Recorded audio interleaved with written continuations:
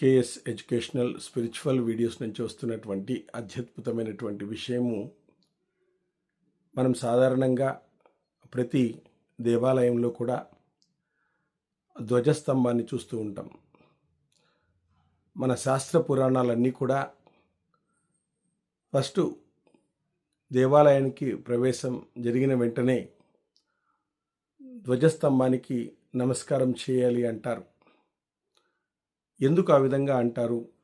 దాని వెనుకొనేటువంటి కథ ఏమిటి? చారిత్రక నేపథ్యం ఏమిటి? మహాభారత యుద్ధం ముగిసి ధర్మరాజు రాజైన తర్వాత అనేక దాన ధర్మాలు చేసి ఎంతో కీర్తిని గడించినాడు.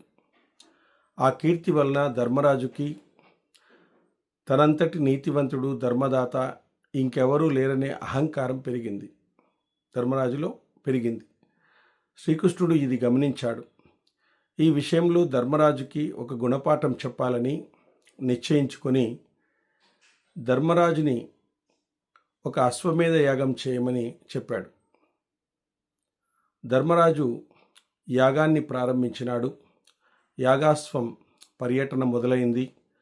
పాండవుల బలం తెలిసిన రాజులందరూ కూడా ధర్మరాజుకి సామంతులయ్యారు. అందరూ సామంతులైపోయినారు ఆయనకి.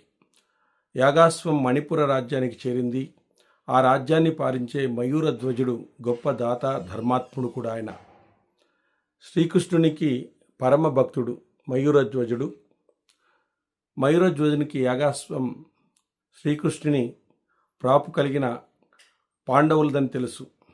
అయినా వదిలివేయడానికి మనసు రాక ఆ అశ్వాన్ని అడ్డుకుంటాడు.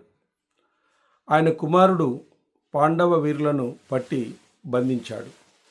ఇది తెలుసుకుని ధర్మరాజు శ్రీకృష్ణునితో కలిసి మణిపురానికి రావడం అనేటువంటి జరిగిందనమాట. శ్రీకృష్ణుడు ధర్మరాజుతో, మయూరధ్వజుని నువ్వు ముఖాముఖి ఓడించలేవు, మనం మారువేషాల్లో వెళ్దాం అని బ్రాహ్మణ వేషాలు ధరించి వాళ్ళు మణిపుర రాజ్యానికి వచ్చినారు. మారువేషంలోని శ్రీకృష్ణుడు రాజుతో, వచ్చే త్రోవలో నా పుత్రుని ఒక సింహం పట్టుకొని వదలడం లేదు. గొప్ప దాతవైన నీ శరీరంలోని సగభాగం నాకు ఇచ్చినట్లయితే నా పుత్రుడు నాకు దక్కుతాడు అని అంటాడు. అలా ఇవ్వాలన్నా నీ దేహాన్ని నీ భార్య పుత్రులే తెగ నరకాలి అన్నాడు మయూరధ్వజుడు. దానికి వెంటనే అన్నాడు. కానీ మయూరధ్వజుడు దానికి వెంటనే ఒప్పుకున్నాడు. మయూరధ్వజుని కన్నుల్లో నీరు చూసిన ధర్మరాజు, కన్నీటితో ఇచ్చే దానం మాకు అవసరం లేదు అనగానే మయూరధ్వజుడు, నా శరీరంలో సగభాగమే మీకు ఉపయోగపడుతున్నది, మిగతా భాగము ఎవరికి లేకుండా పోతున్నది అని నేను దుఃఖిస్తున్నాను తప్ప నేను కన్నీరు కారుస్తూ ఇవ్వాలని అనుకోవడం లేదు. అది విన్న ధర్మరాజుకు అహంకారం అణిగిపోతుంది. శ్రీకృష్ణుడు మయూరధ్వజునికి తన విశ్వరూపాన్ని దర్శనమిచ్చి, రాజా, దేవాలయాల్లో నువ్వు ధ్వజస్తంభంగా అవతరిస్తావు. నీ కీర్తి ఆ చంద్ర తారకణంగా నిలుస్తుంది. అంతేకాక భక్తులందరూ భగవంతుని కంటే ముందుగా నీకే వందనాలు సమర్పిస్తారు, వరాలిచ్చి వీడుకోలు తీసుకుంటారు.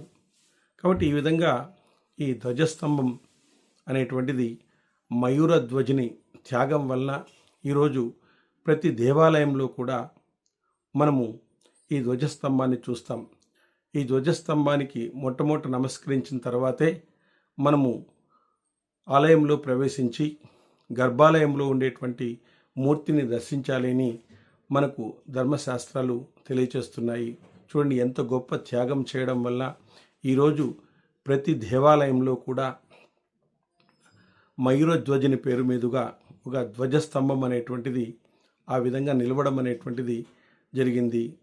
ఒక జ్ఞాపక చిహ్నంగా ఇందులో ఆకాశ దీపం అనేటువంటి చిన్న దీపం కూడా ఉంటుంది. ఆ విధంగా ధ్వజస్తంభానికి అంత చారిత్రక నేపథ్యము, ఆధ్యాత్మికత మనలో ఉంది. ఇలాంటి విషయాల్ని మనం తెలుసుకోవడం వల్ల మన యొక్క దేవాలయం యొక్క సాంప్రదాయము, దేవాలయంలో మనం వెళ్ళిన తర్వాత చేయాల్సినటువంటి విధానము, ఇవన్నీ కూడా మనకు తెలుస్తాయి. జై శ్రీరామ్. అదేవిధంగా మనము ధ్వజస్తంభానికి ప్రదక్షిణ వేయకుండా ఆలయ ప్రదక్షిణం చేస్తే అది సంపూర్ణం కాదు. ధ్వజస్తంభానికి మొట్టమొదటిసారిగా ప్రదక్షిణ చేయాలి అని ధర్మశాస్త్రాలు తెలియజేస్తున్నాయి.